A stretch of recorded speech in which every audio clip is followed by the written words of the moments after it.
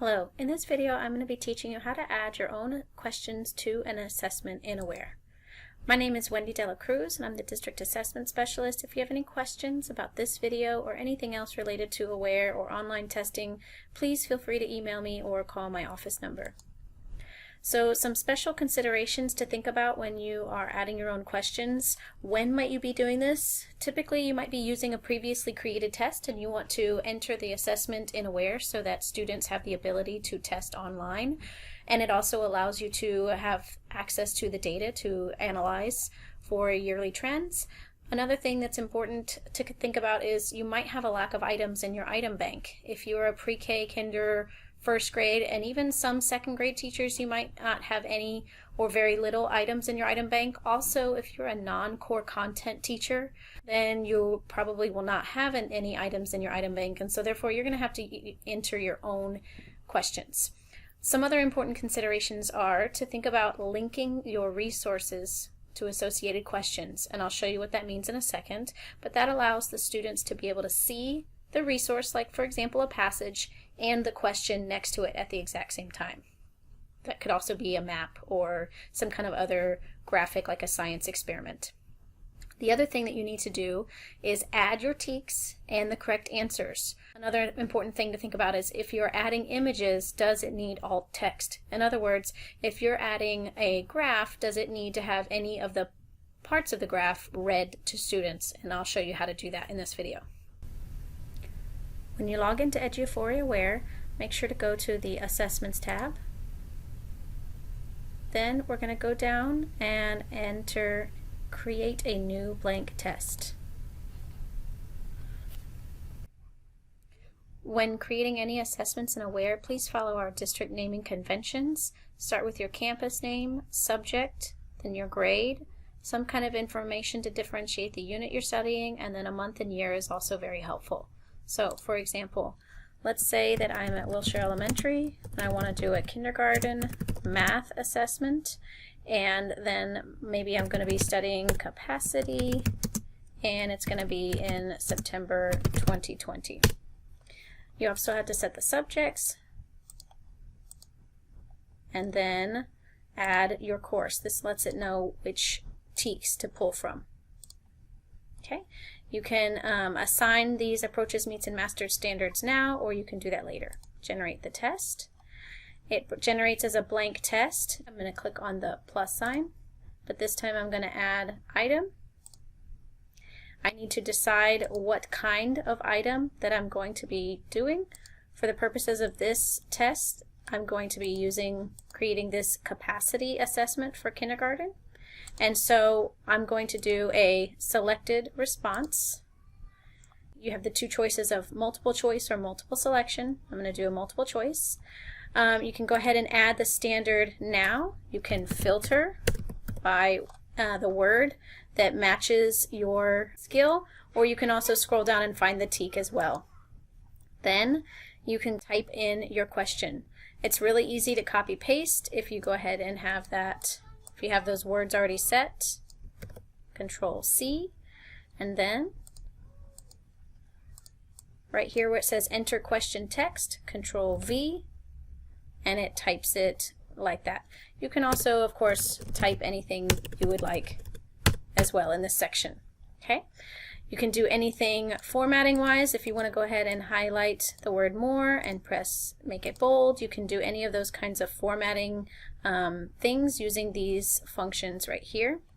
If I scroll down, then I have all of my responses. It starts off with just one response.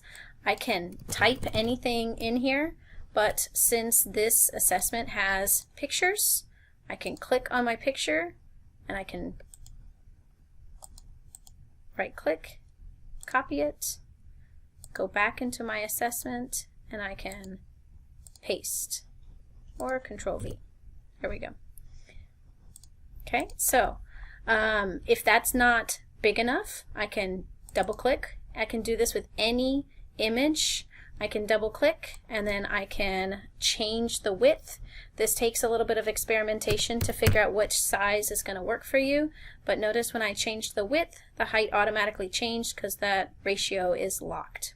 Okay, this is also where I can type in alternative text. So maybe I want them to hear the word bowl. I could do that for anything. If it was a graph, or if it was a fraction, or if it was a table that I wanted it to read the words to them, then that's where you would type in a complete sentence or one single word, whatever it is that you want it to read. I go ahead and click OK. See how it changed right here? If you notice, there's also this option as well that you can drag, but I wanted to show you how you can also add in that alternate text. Now, I had one other choice on my assessment here, so I'm going to Control-C, copy it again, and I'm going to go back to my assessment. I need to add a response, and then Control-V, and if I want to adjust it so that it maintains that same kind of size differentiation on the original assessment, then I can do that. Remember, double click, and that's where I can also type in the word bathtub. Okay, once I do that, I can click OK, and I need to also tell which is the correct answer by clicking and having that purple circle next to the correct answer. Once I'm finished with that, then I can go here down to the bottom, click Create, and then you'll see here is my first question. Now I'm going to show you how to create the other selected response question, which has multiple correct answers.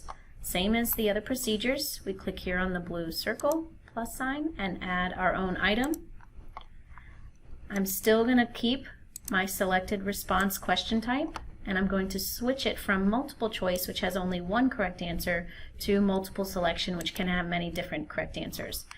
And let's say I want to see if the students can identify more than one item that holds less than this dump truck. So,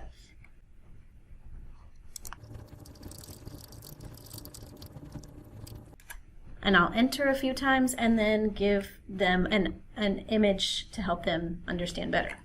Control-V. Then I need to come down and give pictures or words for the answer choices. So I'm going to give pictures since it's kindergarten.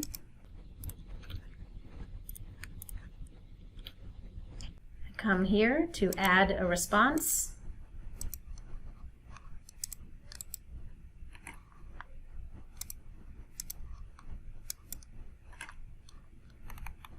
And add another response.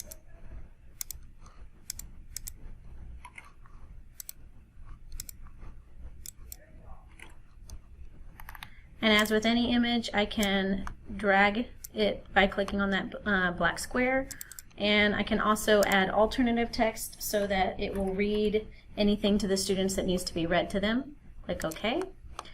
You also need to make sure that you add in the correct answer. The correct answer symbol has changed from a circle to now a square so that I can select more than one and leave the one that's wrong blank. Don't forget always to add your standard. And after I have added my standard and verified the correct answers, come down and click Create.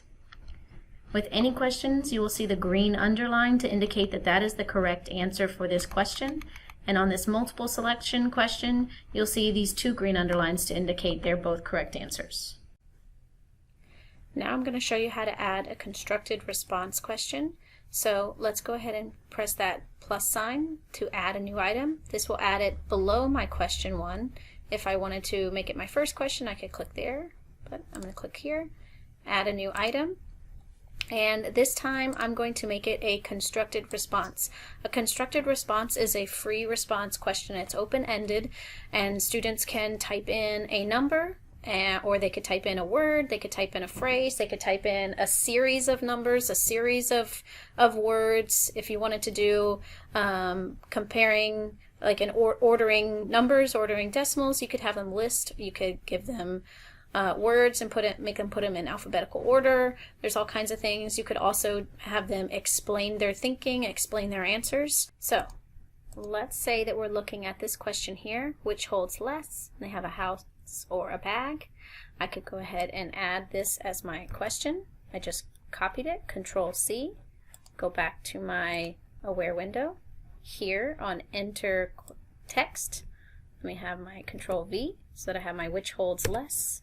Then I can hit enter, and I can also add in images here on my question. I don't have to just do it on answer choices. I can add question images anywhere.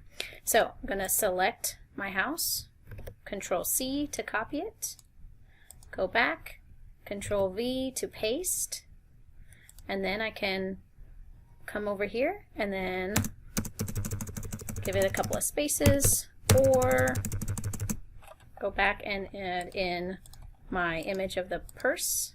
I select it, Control C. Now let's say you didn't have like an image that you could easily select. You can come down to your snipping tool and you can just snip an image of your purse. Same thing while you're on here, Control C, and then go over to your test and Control V. Now remember, you can drag them to resize so that the kids can easily see the different size difference, or make it fit on the page, whatever you're trying to do. Alright, and then I want them to hear the words. Otherwise what they would hear is which holds less, or there would be those pauses. So I double click and then I type in the word house, press OK, and double click, type in the word bag. Okay, and so let's say that it would be appropriate for kindergarten. Let's just say that it'd be appropriate for kindergartners to spell out the word bag. I want them to actually practice maybe spelling CBC words as well as their capacity. So I come down, and on the scoring guide, this is where I would type in. I'd have to think first, what's my score? All right, so maybe I want it to be 0 is if they got it wrong, and maybe it's just right or wrong. You know, I'm not even, you know, did they completely spell the word bag right? Or did they get the right answer and they spelled it? Maybe I need to do 2 points. They got the right answer bag and they spelled it right. You need to be thinking about what that rubric looks like. Okay, so let's go ahead and say that 0 is they chose house, 1 is they, you know, spelled it wrong but chose right, and then maybe 2 is they spelled it correctly and chose correctly. You go ahead and spell out and determine what that criteria is. Don't forget to also choose your primary standard. You can filter and click. And then you can also decide how many response rows they need, okay? I'm only having them type one word, so really I only need 1 row. But if I have them writing something longer, even maybe all the way to a composition, I might be choosing 10 rows. Okay, so it kind of gives you that. You can also have them add lines to their writing, or not. You can choose the text width. That really only applies to paper pencil answer documents, not so much on the online. Once you've got it all finished, go ahead and click Create. Then you see the constructed response question down below, and you see all the information for the rubric. Now I'm going to show you how to add your own numerical response question, where they actually add in a number as the answer in a griddable format where place value matters. The constructed response absolutely could also be a number as an answer, one single number. But the numerical response is also another way. So I'm going to add the item. I'm going to click my question type. This time I'm going to add a numerical response. Okay, so let's say that I am still doing kindergarten, and maybe I want to ask them a question where they're counting something. Okay, so maybe I want to ask them, you know, how many legs are on a giraffe, or how many spots are on this giraffe, right? So I'm going to add my image. Give them an image for that, so Control C. Remember, I can also snip it.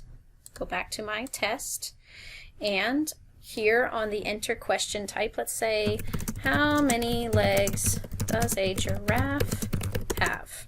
I can press enter, and this is where I can do Control V, and I can add in my picture of the giraffe to help them think about it as they're doing. Okay, so now this is where I need to decide what is my griddable for the numerical response going to look like. The first decision is to think about the decimal point. Will it be fixed, Or will it be floating? Floating means that the student decides where to bubble it in, if at all. That's appropriate for Algebra 1 and Algebra 2 teachers and possibly high school science teachers. Fixed decimal point means the student does not bubble it in and it's always in the same location. That's appropriate for elementary and middle school teachers. Then you need to think about the number of digits before the decimal place. So the max is 4 all the way up to 0, 2. It would be appropriate for maybe younger students, tens and ones place, 3, and 4 are for older students. Then think about how many decimal places, digits behind the decimal. If you have no decimal, you could choose that one, or 0 would have the decimal place, the decimal point shown, all the way up to 2 decimal places for elementary and middle school, or maybe more.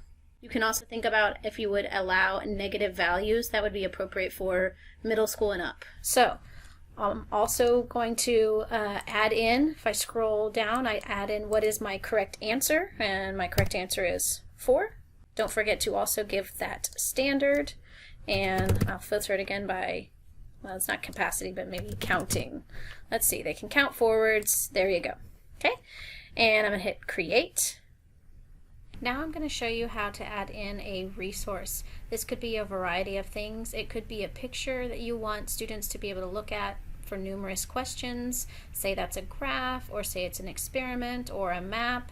It could also be an ELAR or SLAR reading passage, or a revising and editing passage. All of those are going to add the same exact way. I'm going to come down here to add new item, add item.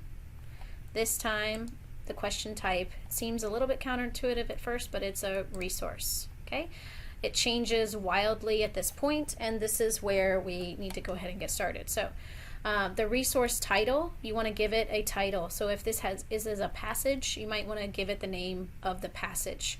So for these purposes, I am going to be adding in this picture graph to ask questions about this picture graph, and I want to ask all of these questions about it, but the student needs to be able to see this graph for every single question.